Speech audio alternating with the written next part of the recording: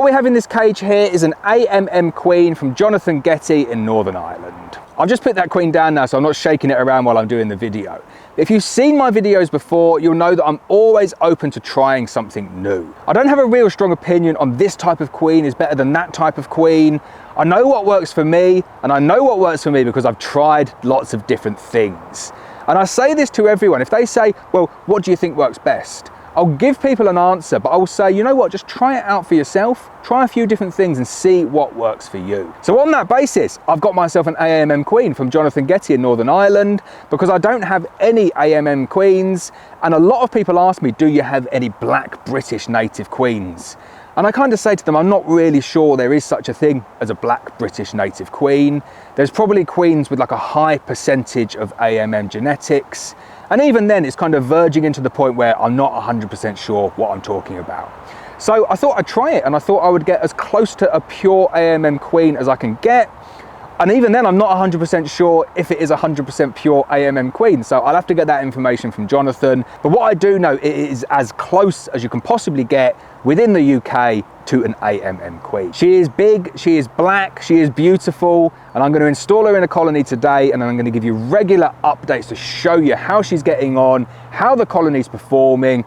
Are they big? Are they strong? Are they the right size? How well do they overwinter? Do they resist disease? Do they give you a good honey crop? Do they work better than buckfast in certain situations? Are they more resilient than the buckfast? Loads of questions that I want to answer, loads of comparisons that I want to do. I reckon what we're going to find out with this colony is that some things that AMM is better for and some things that buckfast is better for.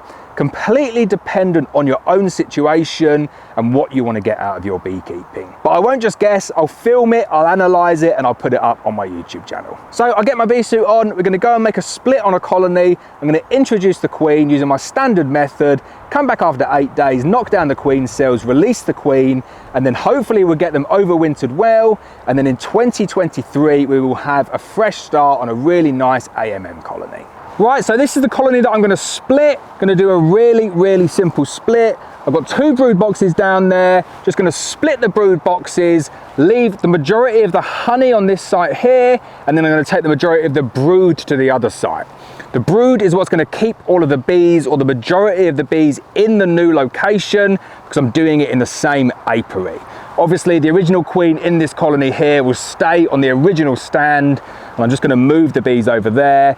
I'll stick out a link at the end of the video showing you how to make a split in the same apiary if you've not done it before, but I'll fast forward and just show you exactly how to do this one here. So first thing you need, a floor, one of my underfloor entrances. I'm going to go and place that on a new site over there, and then I'll start moving things over. Right, so whoever told you that queens don't go on frames of capped honey, clearly a myth, because it took me ages to find this one, but she is on a frame of completely capped honey. See if you can spot her. If you've not spotted her, she is at the top of the frame. But I can go and put this queen off now to one side, and then I can harvest as much brood as I want, little bit of stores to go and make my new split. Right, so we've made our split, really simple double brood split, and I've taken the majority of the frames that have got brood on. So open brood, closed brood, anything that's got a honey frame I've left behind because I want to retain as many of the nurse bees as possible. You will get drift, you will get bees that go back to the old site, but you'll still retain a really good amount of bees here because you've taken a lot of brood. This is what it starts off looking like. Probably going to shrink down to maybe 6 or 7 frames, but it doesn't matter. This works well for an introduction, and all of those flying bees will return back to the original hive, leaving me with very gentle, easy to introduce to nurse bees. So all that's left to do is to take my AMM queen, introduce her into this colony. I'll then wait 8 days, come down, knock down the queen cells, another 24 hours, open the tab, leave it for a week, and then hopefully come back and you see her laying eggs. Can take kind of like 2 to 3 weeks after you've had a caged queen like this for them to come back into lay. I'm confident though, give it a couple of weeks, we'll see this one laying, and then I'll do future updates further down the line. So the cage is quite a thick cage. If you're watching this, Jonathan, I'm not 100% sure how you put it in between the frames. Definitely doesn't fit in between my two frames here. So I'm going to tweak things around a little bit. I'm just going to leave it, lay it on top of the colony, on top of the frames, and then I'll either put an eek or an upturned poly feeder on it, just so I've got the space around it. And hopefully, because it's mainly nurse bees, they shouldn't draw too much brace comb, and anything they do, I'll just chisel it off. And then once we get into queen introduction, we should be fine. So there we go. I've introduced the queen into that colony now. Be very surprising if you didn't get a reaction.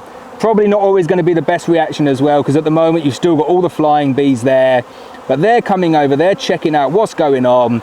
I'm going to close them up, give them the 8 days for them to become hopelessly queenless once I've taken down those cells, and then that queen will come out and she will be the new leader of this colony. So all I'm going to do, just because I can't get that cage in between the frames, take a poly ash force feeder, turn it around the wrong way, I'll brush the bees off and I'll place this on top, and for the first 7 days I'm going to leave them like that. We'll get a little bit of brace comb, they'll build some wild comb up in this feeder, but hopefully as the bees bleed back over to that original stand, shouldn't be too many bees in here, and I won't get too much wild comb. So there we go, all finished, AMM queen introduced. We will see over the next weeks, months and years just how well they get on.